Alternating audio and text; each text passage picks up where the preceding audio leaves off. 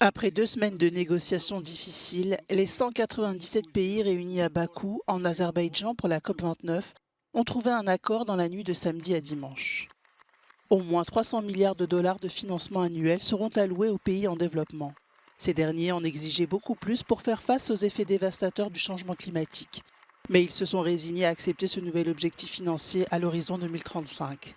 Plus tôt dans la journée de samedi, les négociateurs du groupe des pays les moins avancés et de l'Alliance des petits États insulaires ont quitté la salle de réunion alors que les discussions entre les pays développés et les pays en développement sur les derniers projets de texte s'intensifiaient. Le débat sur le relèvement de la proposition de 250 milliards de dollars, faite vendredi, a encore creusé le fossé entre les pays. Le groupe G77, plus la Chine, qui représente plus de 130 pays en développement, a réclamé au moins 500 milliards de dollars par an d'ici à 2035. Si l'Union européenne s'est félicitée du résultat, le commissaire chargé du climat a quant à lui fait savoir que l'objectif de 1300 milliards de dollars pouvait encore être atteint. Mais cet accord laisse un goût amer à de nombreux participants. Le représentant des 45 pays les plus pauvres de la planète le juge ainsi pas ambitieux. L'Inde, elle, a fait part de sa déception. Giorgia Orlandi était sur place à Bakou. Even though the new climate finance deal doesn't fully meet the request from poorer countries, it has opened a new chapter in the climate talks and most importantly saved COP29 from the brink of collapse. Giorgia Orlandi for Euronews at COP29 in Baku.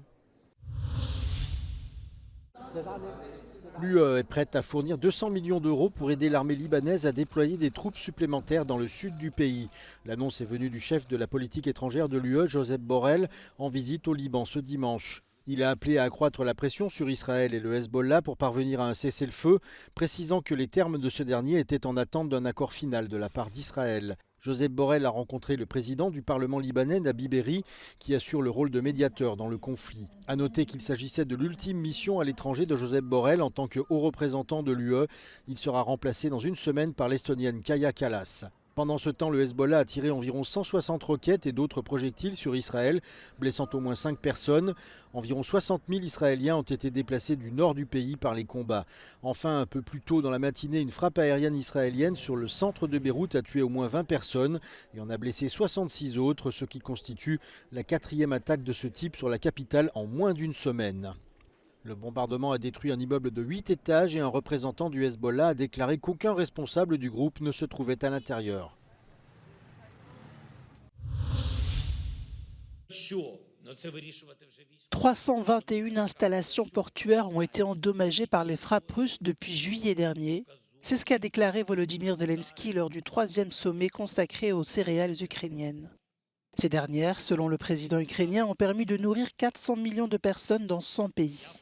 Cette situation suscite des inquiétudes quant à l'efficacité avec laquelle Kiev peut expédier ces céréales. L'Ukraine est un important fournisseur mondial de céréales. Avant l'invasion russe, le pays en guerre exportait chaque mois 6 millions de tonnes à partir de ses ports situés en mer Noire.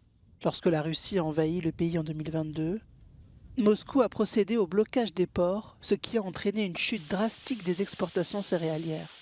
Mais en juillet 2022, les livraisons avaient repris dans le cadre de l'initiative sur les céréales de la mer Noire, un accord conclu sous l'égide des Nations Unies et de la Turquie, qui a pris fin en 2023.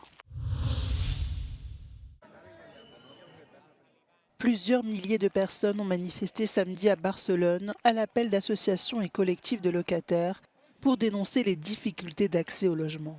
Les manifestants, soutenus par plusieurs partis de gauche et par des syndicats, se sont rassemblés en fin d'après-midi dans le centre de la capitale catalane, derrière une vaste banderole appelant à un logement digne pour tous. Ils réclament une baisse de 50% des loyers et appellent à la grève si la situation du logement ne s'améliore pas dans la 2e ville du pays.